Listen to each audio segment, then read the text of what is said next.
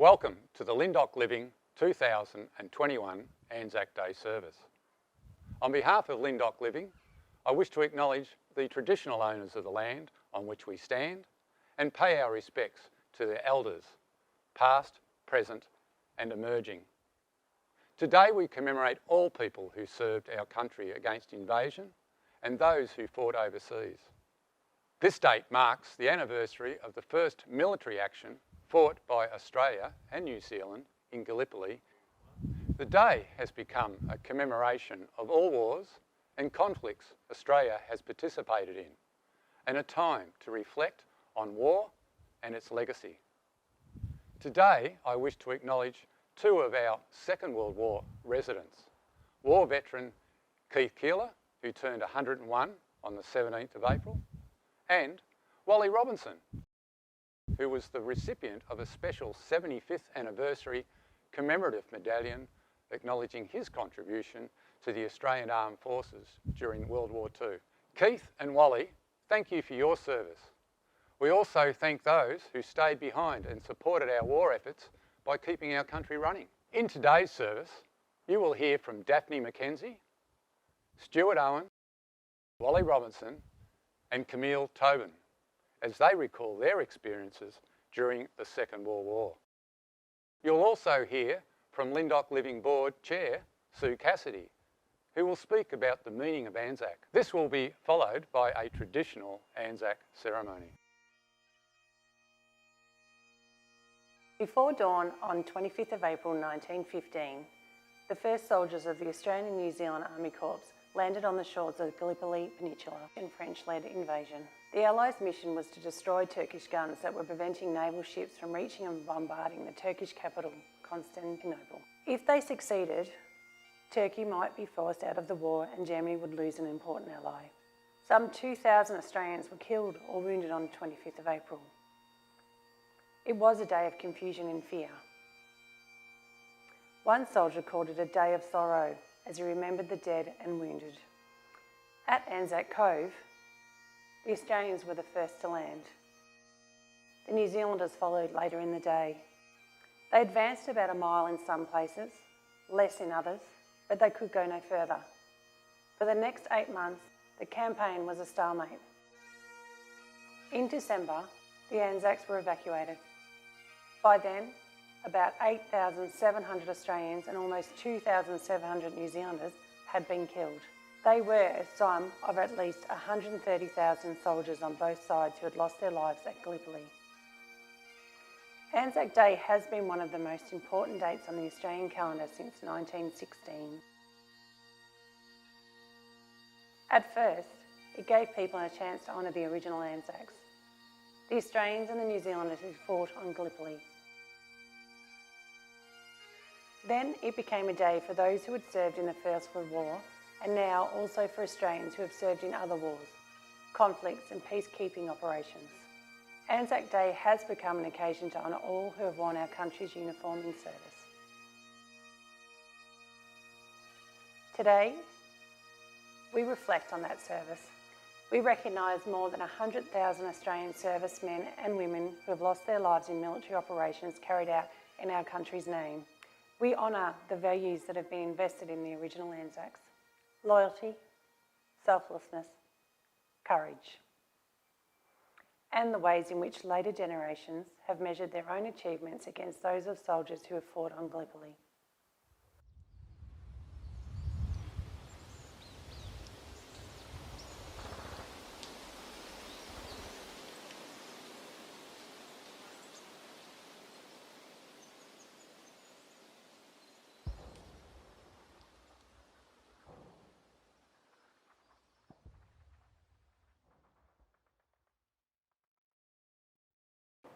Well, when the Japanese came into the army, into the war, I was only 18. I joined up and did 12 months training, and then I went into a very famous battalion in the 7th Division that had just come home from Syria, and they are wonderful people. the they treated everyone the same. Some of the Middle East divisions, they looked down on the recruits, but the 7th Division, they treated them all the same, and they knew that they were going into New Guinea and some of them would be killed, and they were. A lot of them were killed. The recruits had just come in, and the men of the 7th Division, the old soldiers from Palestine and that, they respected them. First of all, I joined the machine gunners. BX 27384, that's my number. But when we went overseas, we had Bopa guns. They were very serviceable, very serviceable. Our battery was in, as I said, in Crete. Greece and Crete, yeah. I was a reinforcement to it, yeah.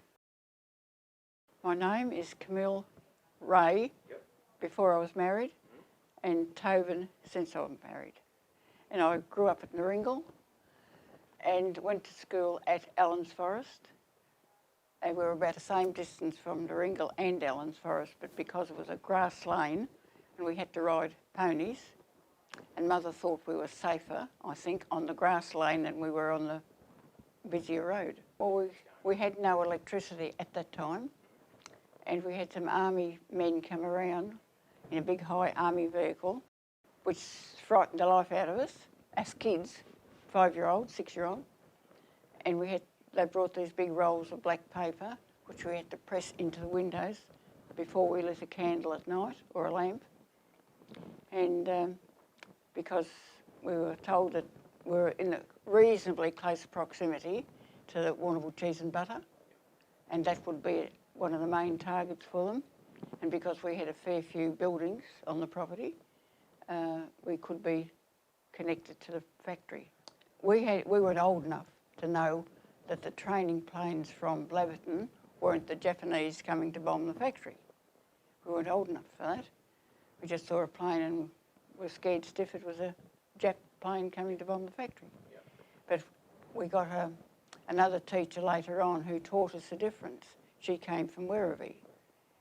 But our first teacher was called up for the Air Force, and he became a pilot, and he was in the bombing raids over England and Germany, and his plane came down in England or Scotland, and he was killed.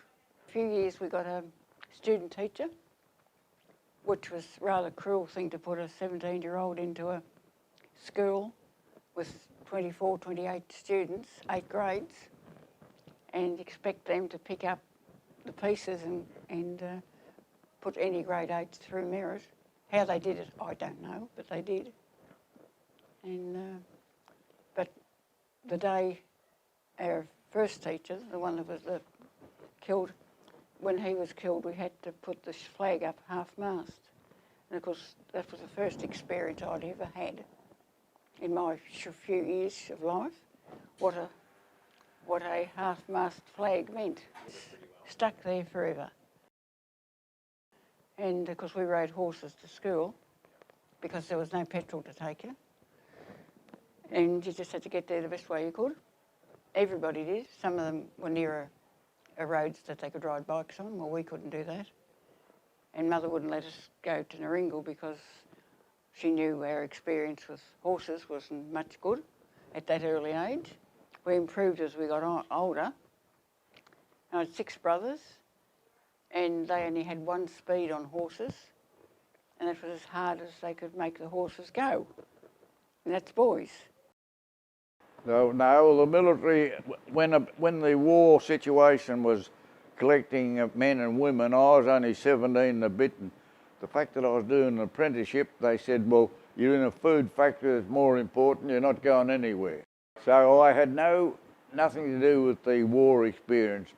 But Brother Ted, he always liked flying, and he could fly smaller planes, so he landed into the Air Force. It was mostly over Germany. Yeah, mostly German. And he was in Squadron 460, and it was one of the most, it's like a top football team, Squadron 460. It was a great record. He got struck here with some sort of flak, and he sent a little bit of it home to me in a matchbox, and there's a little tiny bit of bone and a little bit of metal here, and apparently they put him out on a couch. Oh, well, there'd be no couch in the aeroplane, but they laid him down and give him morphine and stop the bleeding. And that's when they decided who's going to land it. He said, the plane will come down all right, but none of you blokes know how to do it. So they give him some morphine and rubbed his back and said, come on, into the seat. Well, when you fly over a place like that 30 times, and it's mostly at night time, and everybody pot-shotting at you, to get home at all, you must be fairly lucky and good at the crew, what you're doing. I grew up in London, in Walthamstow, which was 28 Lansdowne Road, Walthamstow, and it's in Essex. Well, I was very lucky. There was only Mum and Dad and I, and Dad had built the air raid shelter in our backyard in the ground with a corrugated roof, and then soil, and then flowers, and so that they didn't know that it was there. Unfortunately, they would bomb the churches because that's not where we went. We would all gather in a church, and so they immediately bombed the church. They knew where we were going. So that was why my dad built the shed, the shelter in the yard. So in the end, everyone in our street had one. The government started doing it. It would go over, the doodlebug would go over, and the light in the tail would go out, and then the bomb would fall. So we'd sit up there, wait for that to happen before we'd go down. Dad used to go mad. You kids are going to leave it too late. We used to call the siren Moaning Minnie. That was Moaning Minnie. Well, we made a game of it, I think. Like, as soon as it was the start, we'd just find the best spot to hide. They would not let up, especially the bombing and mostly the dog fights. They were the worst. There was one incident where we had 57 aircraft in a row, 57 nights, yes. I was one of the really lucky ones, very lucky.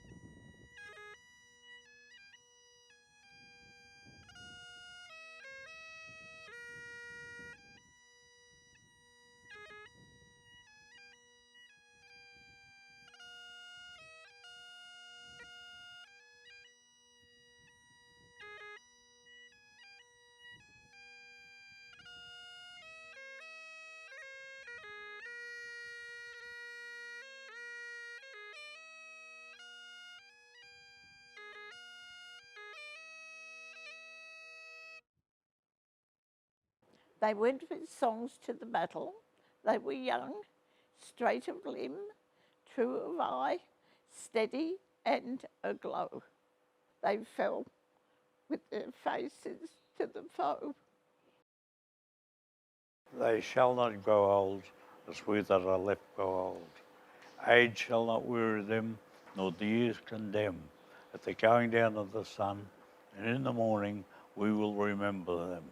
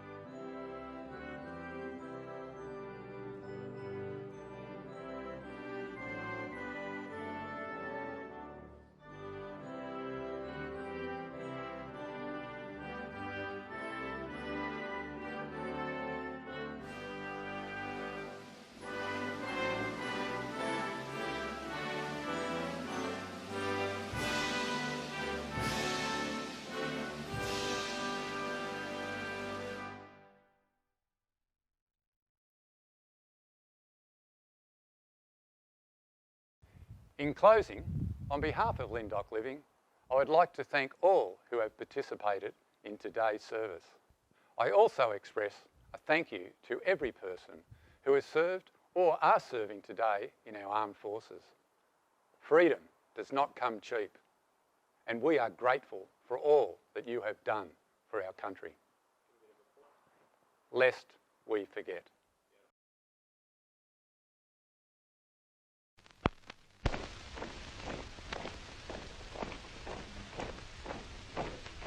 Once the jolly swagman camped by a billabong under the shade of a coolabah tree, and he sang as he watched and waited till his billy boiled. You'll come a waltzing Matilda with me, waltzing Matilda, waltzing Matilda, you'll come a waltzing Matilda with me. And he sang as he watched and waited till his billy boiled. You'll come a waltzing Matilda with me.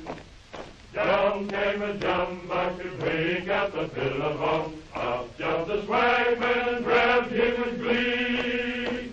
And he sang as he stole that jumbuck in his tucker bag. You'll come a waltzing Matilda with me. Waltzing Matilda, waltzing Matilda, you'll come a waltzing Matilda with me. And he sang as he stole that jumbuck in his tucker bag.